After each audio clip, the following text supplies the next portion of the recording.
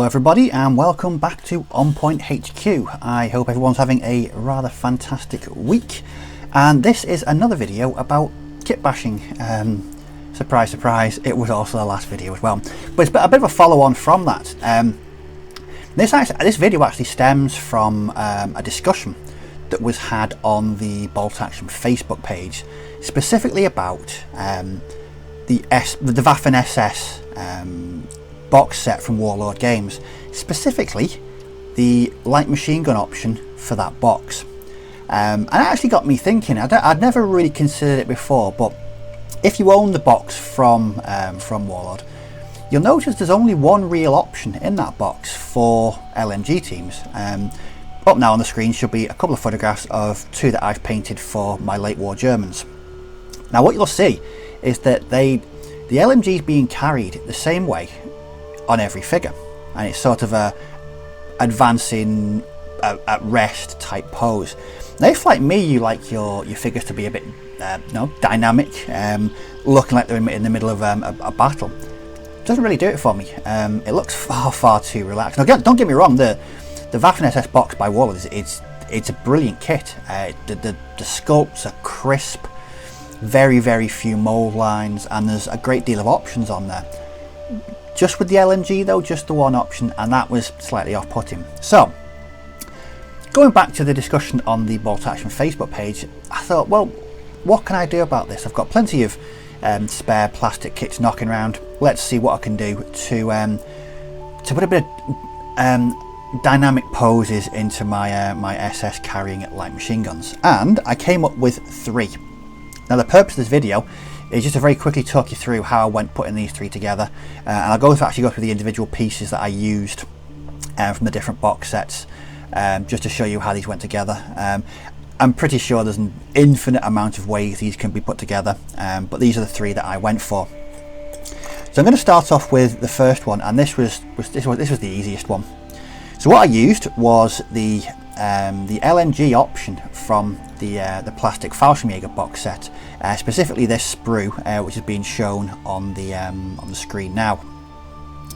Now what this does, it represents somebody running. Well, I like to think it's somebody running with the LMG. It's a very dynamic action pose. So all I did was got an SS body from the box set. Found an appropriate body. I've used the one where the guy is running, and it works really well. I actually thought the arms were going to be a bit too thin to go with the SS body, but no, it fits really well. And it was just a case of adding those arms to that torso, and jobs are good and it's finished. The only thing that's really a problem, but it's not a problem, it's more from an aesthetics point of view, is the cuffs. You'll notice the cuffs on the SS tunics are a bit more flared, whereas the Fallschirmjager are tighter. But I'm not going to let this get in the way of a simple conversion. So all I did was took a craft knife and chopped the small button off the Fallschirmjager cuff, and that was it, finished. It literally took a couple of seconds, and I had a brand new pose for an SS section. A lot more dynamic, a lot more action-packed, or action-looking, and that was sorted. I'll have put a couple of photographs on the screen of what this guy looks like, but literally no time at all to complete him. Okay, so next up was this one. Again, photograph on the screen now. This is comprised of a few more bits and pieces than the previous one. Again, it's an SS body. Now the actual MG42 comes from the weapons accessory sprue that can be picked up separately by Warlord Games. I've had one of these knocking around for about 2 years now. I've never actually got around to using most of it, but I found this and I thought, ooh, that looks really good, that will really fit. So it was just a case of finding the correct arms that would fit the weapon and not look unrealistic, but give it that kind of more dynamic look. So what I went for is the right arm is from the Grenadier box.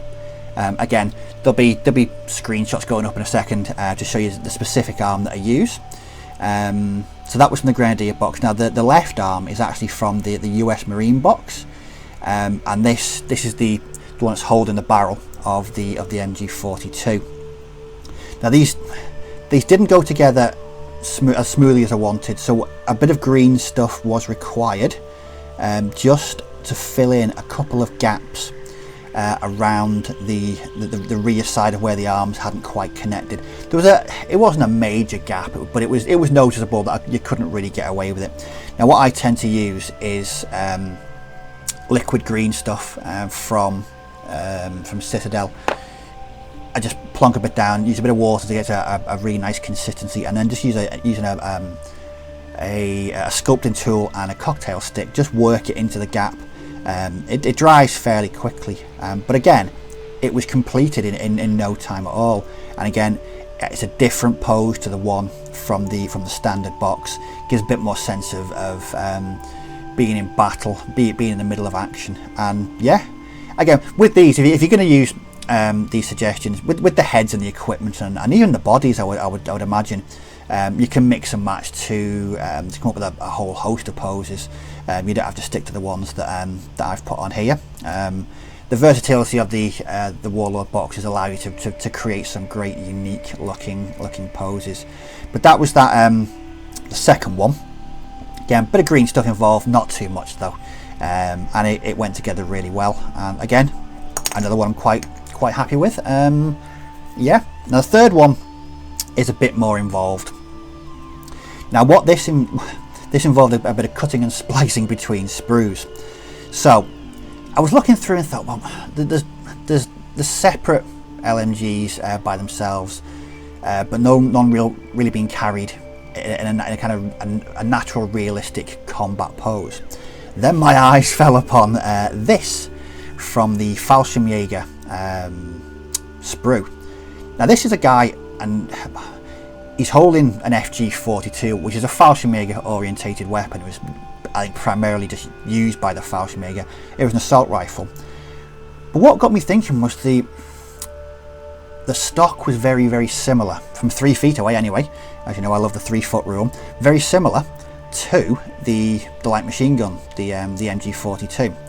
So what I did, I was very carefully, I cut down just past the firing mechanism from the trigger.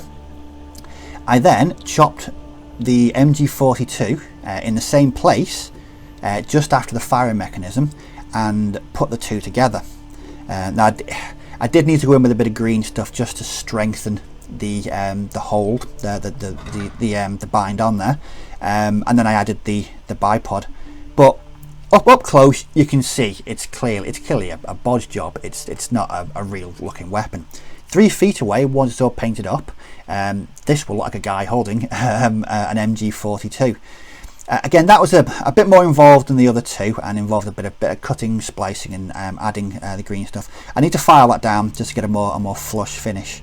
But in no more than half an hour, I've got 3 fully completed new poses for my SS, for my late war Germans.